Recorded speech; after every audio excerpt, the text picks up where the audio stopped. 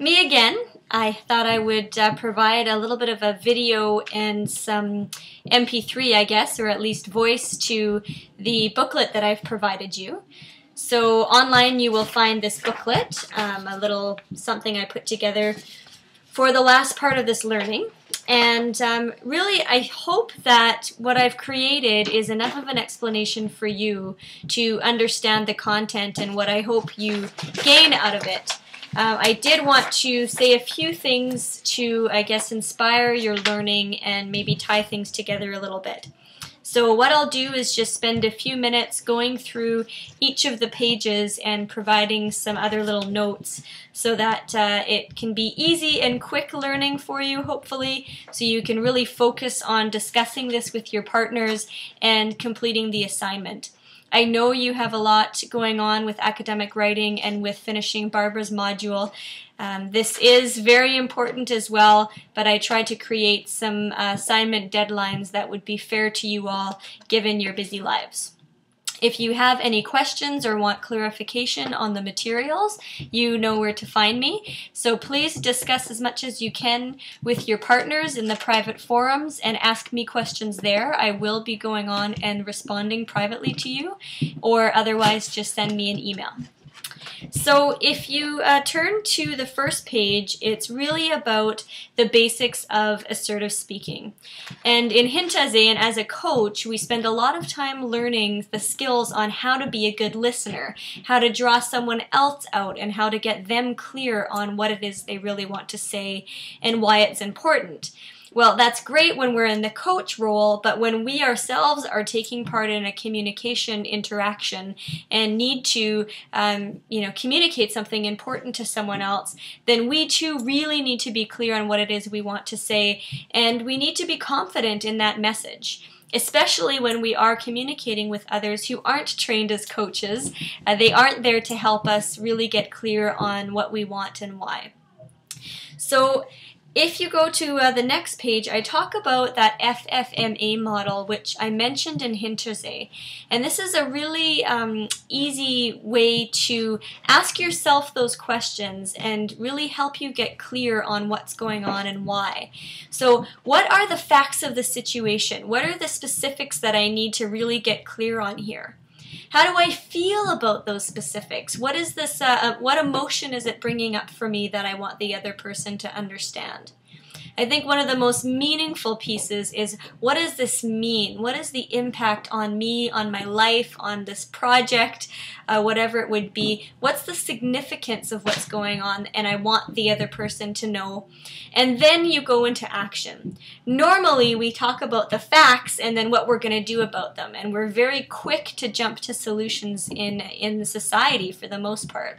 When it comes to effective communication, as you've learned through the web of meaning and Gert's and Barbara's class, and of course the 5 axioms and the 4 messages in one, well, communication is a lot more complicated than just stating what happened and figuring out what the facts are. As humans, we are meaning makers, and we do go quite deep in our interactions with ourselves and with one another. So you really need time to think about this yourself and to ask good questions with others. So I've included a little formula around how to be assertive, and it's presenting using what's called I language. Generally, we've been taught that if we want to communicate something, especially in conflict, it's you did something wrong, it's your fault, you need to change, I need to fix you. And really that doesn't help much because we cannot change people, but if we can explain to them what happened, how we feel about it, what the impact is, then they are now informed to make an educated decision to change themselves. So it's a little bit of a difference from me wanting to change someone versus giving them enough information to understand what's going on for me that they generally will choose to change. So if you look at the formula, here's kind of a basic example. So I might say something like, Maria, when you arrived late 3 times in the last week, it was really difficult for me because I felt quite frustrated knowing that I wanted to start on time and I had a lot of information to cover, and I was worried that I may not be able to give the best learning experience for all of the students because I needed to start late by waiting for you. I really need to ensure that everybody has a fair learning opportunity and that I have the time I need to get the coursework done.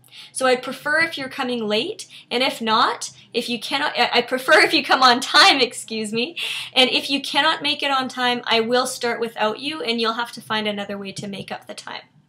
So that's an example. If you think about what I said, you can play back this video and see when this is what I experienced, I feel, so I explained the effect, the impact is, and this is what I need. Or you can state, what your preference is or what you're going to do. So that's a basic example of assertive speaking. Now, if you turn to the next page, this is about clarifying assumptions, and it's not that different from assertive speaking. I think the only difference really is in the second part of this, and I just noticed a mistake. There's 3 twice, so that 1 3 is supposed to be a 4 under clarify. So an example of this is, again, I could use that same example. Maria, when I saw you coming in late 3 times last week, I was really quite frustrated because I like to start the course on time. I'm assuming that the course really isn't important enough for you to be here on time, or I'm assuming that you're not leaving home early enough.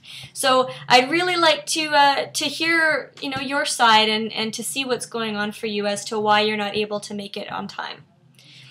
So same beginning 2 pieces, but I state what my conclusions are about her actions and what I'm noticing. And then once she starts talking, I can use those great open questions that we learned to really understand what is going on. And maybe my assumptions are right, and maybe my assumptions are wrong. So once you're really clear on assertive speaking and you understand how to clarify assumptions, you've really got the foundation for giving and receiving feedback, particularly for giving feedback. Well, actually for both. You do get the skills for both.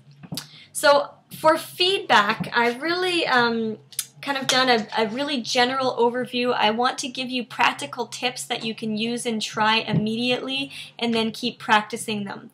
So there is so much reading on feedback. If you go online, you can get a lot of information about feedback, about giving it, about receiving it, about different ways. So I just really highlighted some basics that have made all the difference for me in my learning about feedback. So of course, it's really about the intent and the commitment. If you really have an intention to make someone feel like an idiot, then even if you use all these formulas, they're going to feel like an idiot.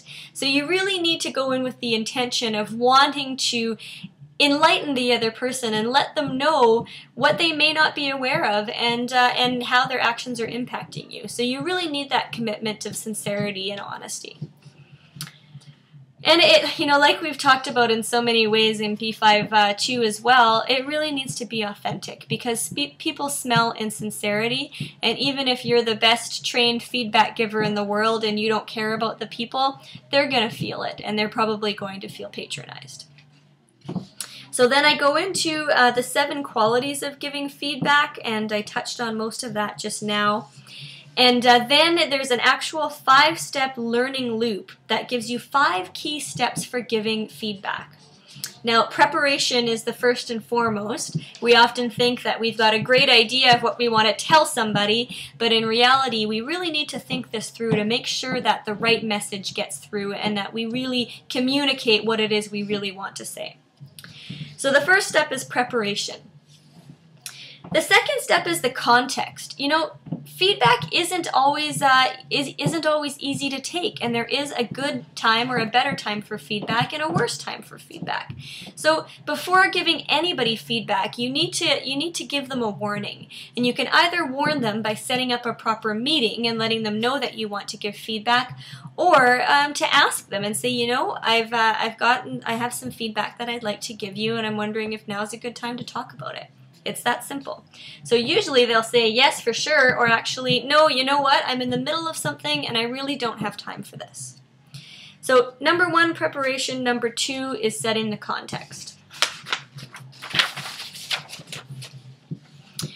Number 3 is exploring, and just like you do with a coaching conversation, once you give someone feedback, it's their turn to respond to it, and it's up to you to ask those great open questions so you can really make sure they understand that they're learning or understanding what it is that you wanted to share with them.